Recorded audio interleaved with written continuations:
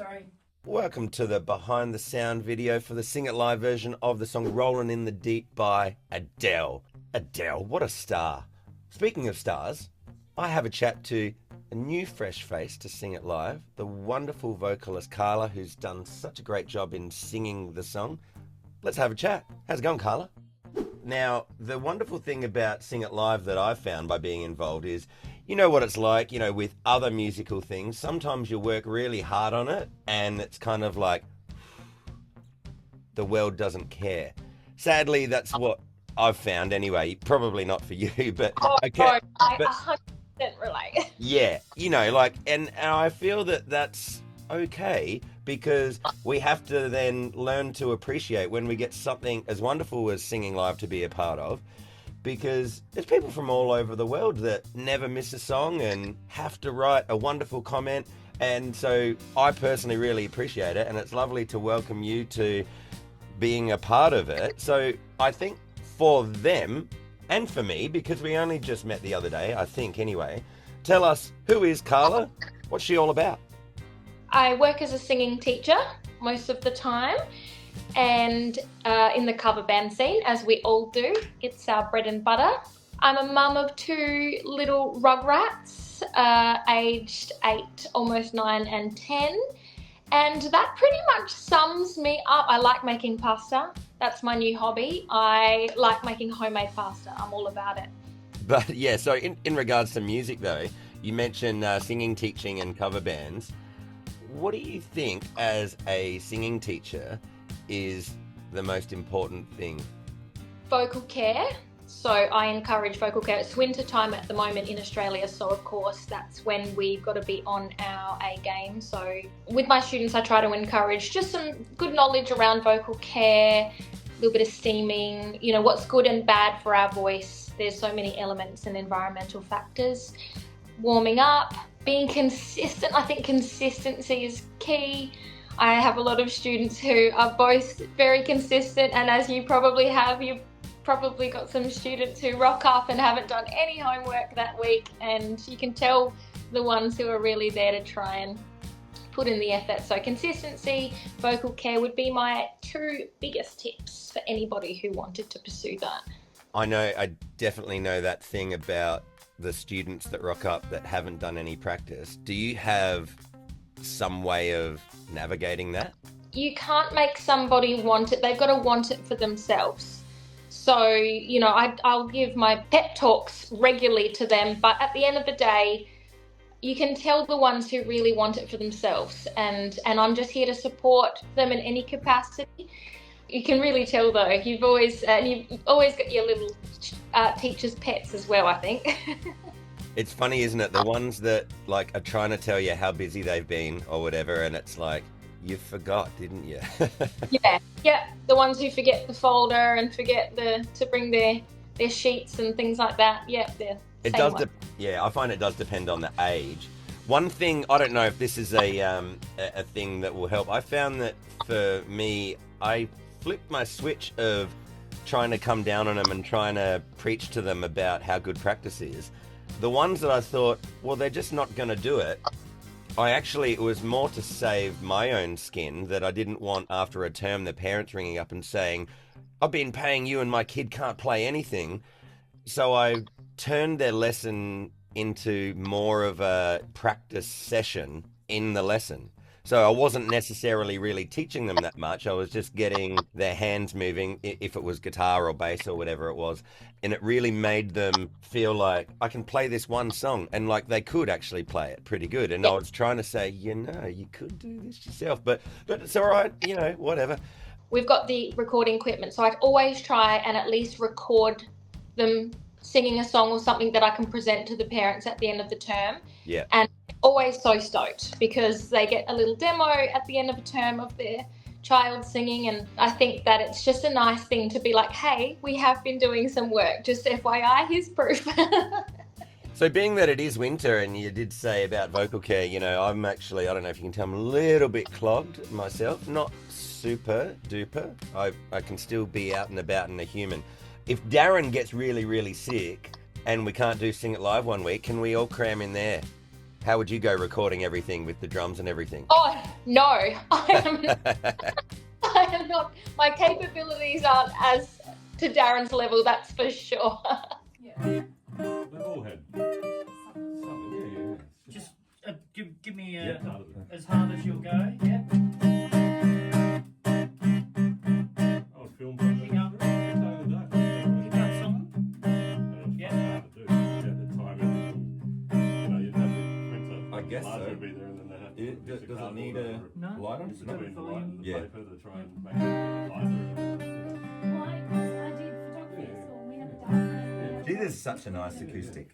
So how did you find being recorded by Darren? Was that your first recording studio situation, or have you done others?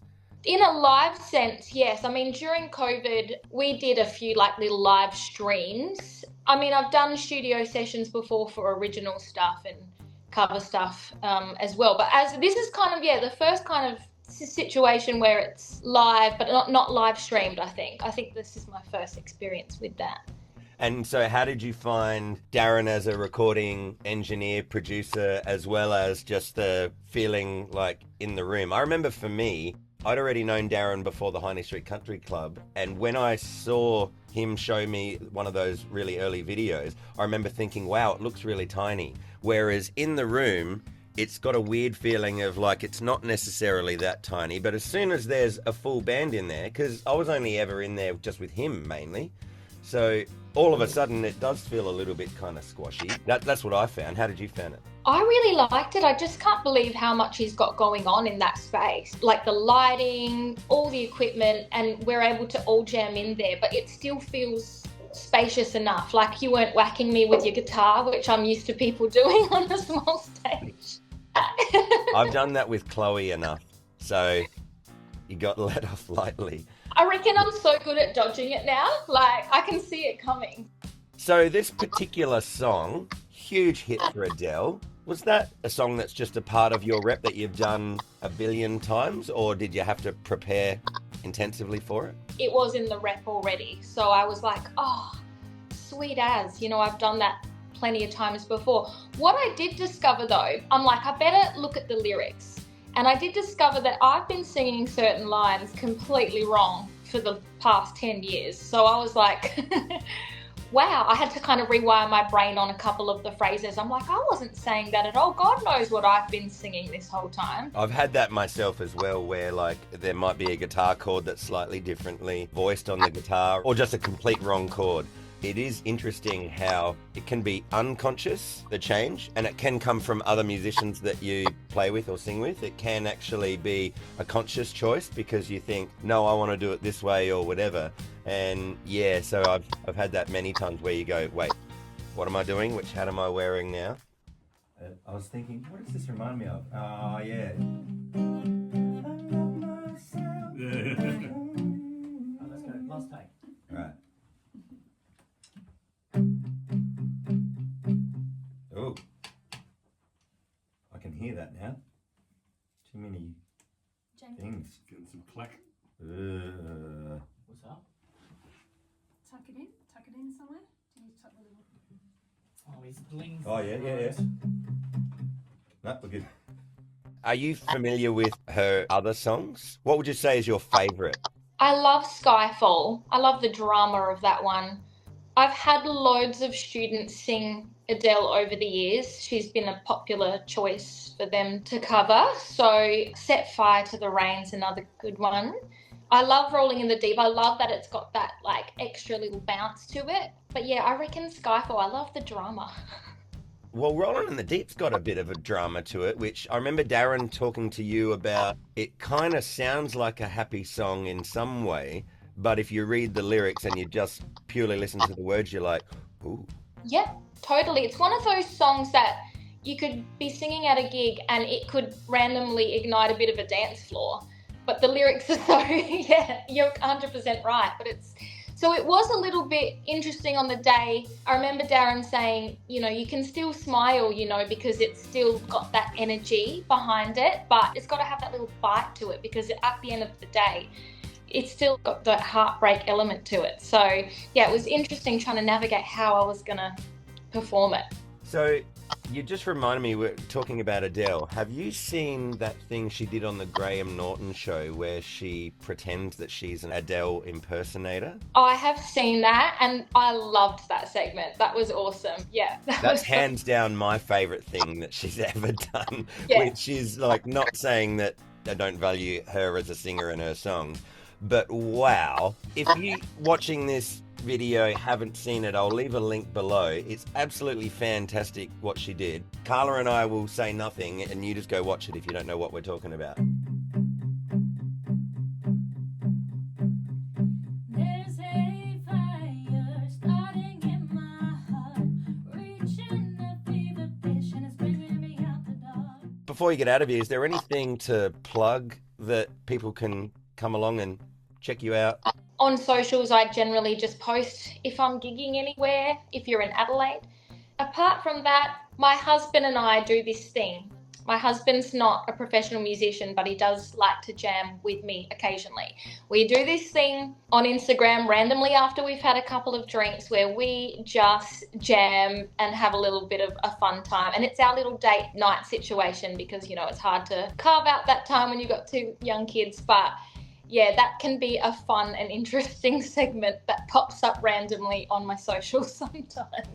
Oh, that's great. All right, well, yeah, we'll leave a link below. Go check out Carla. Thank Carla in the comments for doing not only just a wonderful job chatting with me, but singing the song.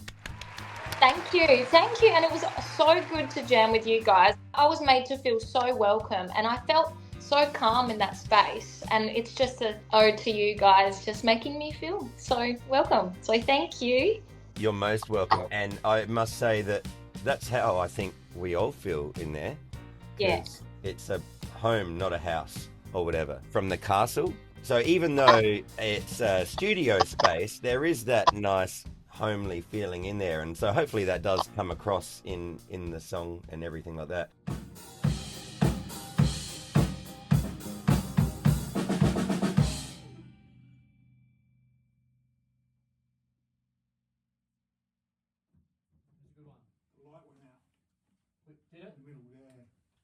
Did it? It went out on the beat.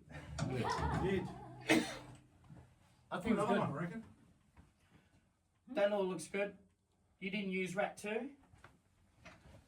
No. Well, yeah, I think, no. I didn't. This looks good. I won't use rack 2. Alright, we're done. Lunch. Okay. Good work. Fantastic. Oh, is that it? Oh, That's it. That's it. Alright, hopefully it'll be great. It's perfect. That's fantastic. Thank you, Carla. Thanks for having me. Good work, Carla. It's so great to have a new face too, because these guys are bored of looking at them all the bloody time, right? Thanks for having me. Beautiful work. She did really well.